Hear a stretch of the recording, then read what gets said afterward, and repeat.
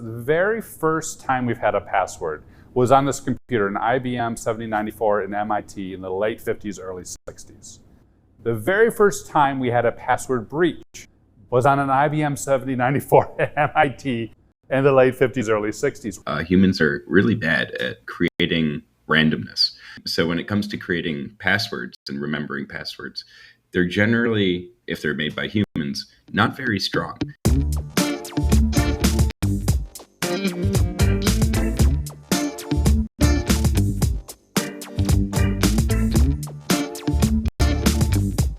Passwords safeguard some of our most valuable data, much like a lock and key might secure your physical valuables. Passwords rely on keys too, but not to open a mechanical lock. Instead, they use complex patterns or algorithms to scramble the answer through a process called encryption, in a way that only the system on the other end can decode. At least that's how it's supposed to work. From the start, passwords have had flaws. The first password system was broken within months. As password techniques have improved, so have methods for defeating them, which begs the question, why do we keep relying on passwords? Security experts say that a passwordless future has mostly been held back by available technology. To understand how we get there, let's take a look back at the 1,000-year arms race to keep society's secrets safe. Way back to Rome during the reign of Julius Caesar, who is credited with creating one of history's best-known ciphers. A Caesar cipher is a type of simple substitution cipher.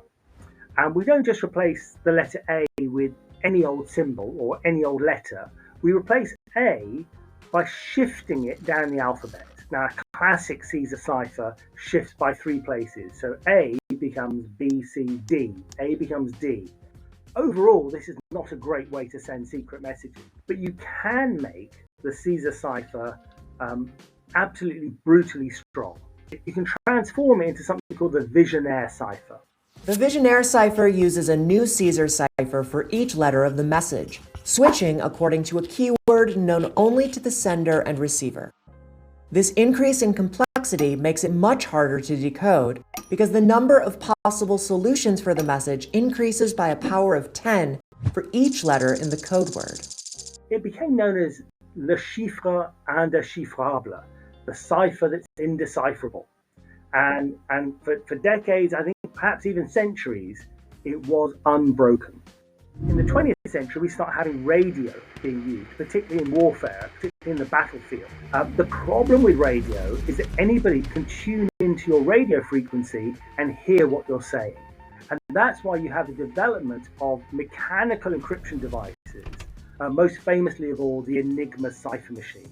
The Germans' Enigma machine used an intricate set of wheels and rotors to scramble communications.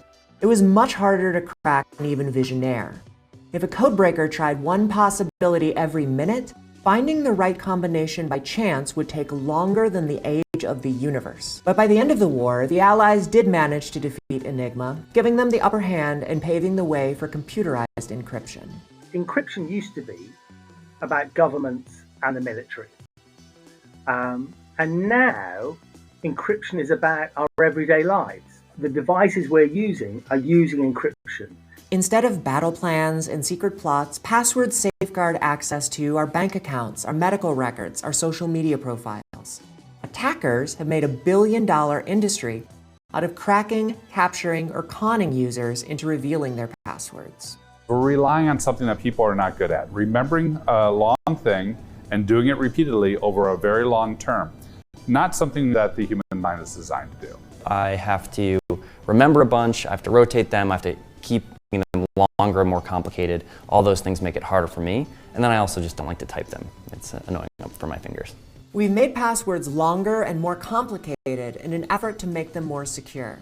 But that also makes them harder to remember, leading many people to do unsafe things like reuse them, or worse, write them on a Post-it note that they leave at their desk. Passwords rely on something that the user knows, and that worked really well in a physical space. As soon as we digitize that, how users interact with these systems is through a computer. And so these are all machine-to-machine communications. What we've done is allowed machines to be able to impersonate humans and try to crack passwords. Although password cracking has existed for decades prior. Moore's Law being as it is, this has been an exponential increase year over year of the amount of password guesses or attempts that can be tried. Where passwords really get weak is when they're being shared or stored across someone else. Once it leaves your device and it's on someone else's device.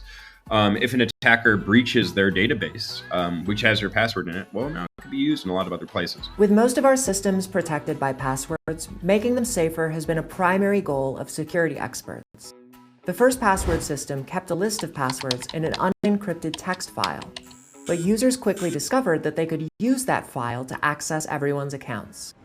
Researchers responded by developing hashing, which took those passwords and encrypted them using an intricate but repeatable formula. Once hackers became adept at figuring out the algorithm, this hashing method was again refined with a process called salting. Just like older ciphers added arbitrary letters to throw off would-be code breakers, salting added an arbitrary number of dummy characters to the password before encryption, requiring an attacker to figure out both the encryption and salting pattern used. Today, the exponential growth of malware and phishing attacks means that despite the most modern protections, nearly anyone can become a target, from individuals to global corporations.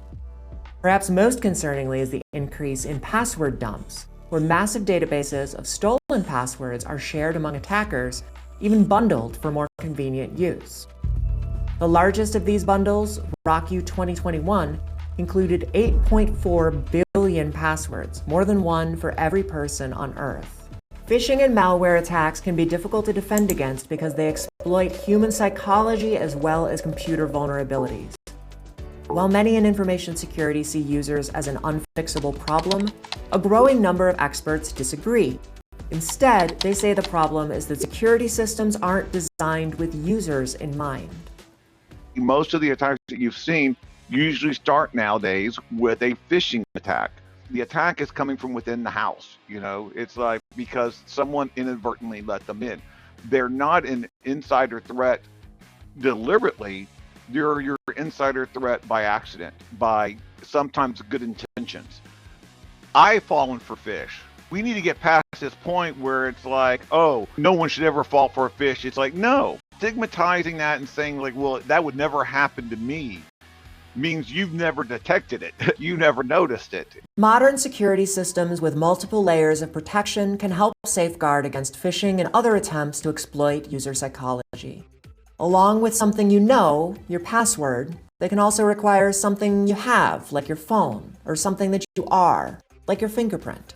One of the ways that we've moved towards to protect authentication is multi-factor. So it's a series of different factors, one of them being that password. Along the way, we realized, do we even need the password? If we've got different factors, stronger factors to rely on. In the passwordless flow, we're eliminating that first factor, where you're entering the password. I'm going straight to that second factor, where you interact with a key or a biometric device. The common availability of mobile phones with fingerprint readers or facial recognition was an important step in making passwordless access practical. The other vital element was behind the scenes, the development of universal authentication standards, which basically means the same rules are used across many different types of computer systems and applications, no matter whether you're using a desktop computer or a mobile device, a Mac or a PC. One important standard is called WebAuthn. It was developed to make it easier for websites to use passwordless methods of authentication. Putting these pieces together moved passwordless from a promising concept towards a reality. In the case where you actually have to enter a password, anyone can enter your password from anywhere. This is why it's so great for attackers. You or anyone else can enter it from anywhere in the world. Once you add that WebAuthn layer, once you add the second factor, you need to be within proximity of the device that is in charge of your credential. But as passwordless options become more widely available, so do some persistent myths about how it works. One would be that it just removes the password and doesn't add anything else to it. It's actually adding in that cryptographic key and the secondary factor of the biometric or PIN. Another myth is around the security or privacy with biometrics. Typically, users are concerned with the idea of I don't want my fingerprint out on the internet. I don't want my iris imprint on the internet. Because these are authentication factors that people cannot change. So in the same way that when your identity is stolen and your social security number is sold online, that's a difficult value to change. In fact, you don't. You just put additional safeguards in to protect you after that. Basically, what I tell people is the authentication provider never needs to see your biometric. We don't store any of them. And the reason for that is it's performed locally at the device you're using as an authenticator. There's the feeling of security and the reality of security. For passwordless to be successful, we have to address both. And there are some very real concerns about biometrics. There's some very real concerns about people's data.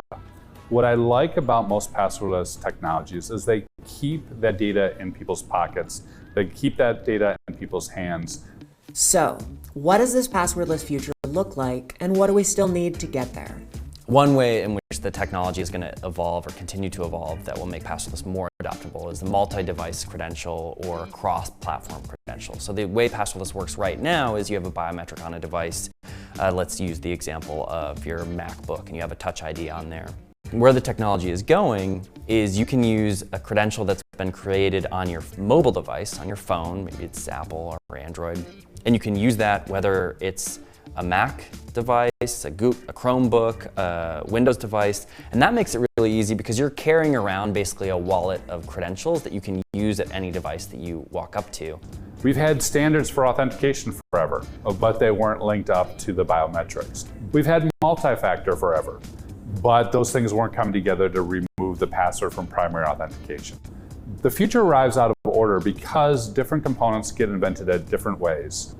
And really the big innovation comes when you've got ubiquity of the hardware, when you've got the cultural acceptance, and you've got the standards to bring everything together. And I believe that flashpoint is where we are at today with passwordless.